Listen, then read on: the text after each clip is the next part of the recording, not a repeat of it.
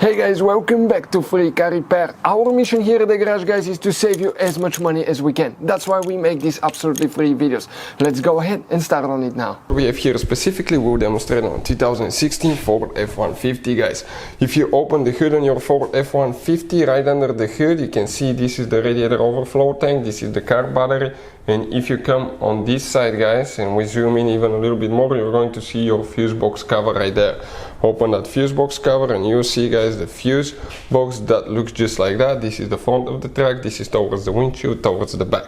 Let's explain why it's important to test fuses and relays, that way you don't waste your time and money.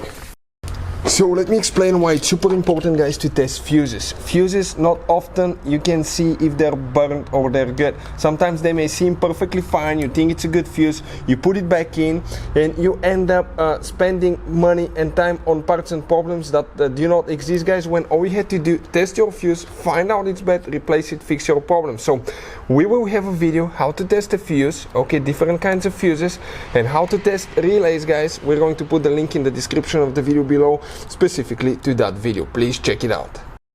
You can see, guys, how you have different kinds of fuses, relays. Those could be really hard to find or impossible to find or expensive in small towns.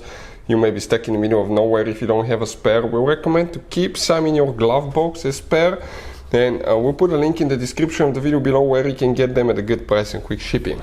The fuse that we need to check today will be in that fuse panel in that row right here, and if you come and count fuse number 6 from bottom to top, 1, 2, 3, 4, 5, 6, that 10M fuse you will need to check, guys. Right here it's known as fuse number 19.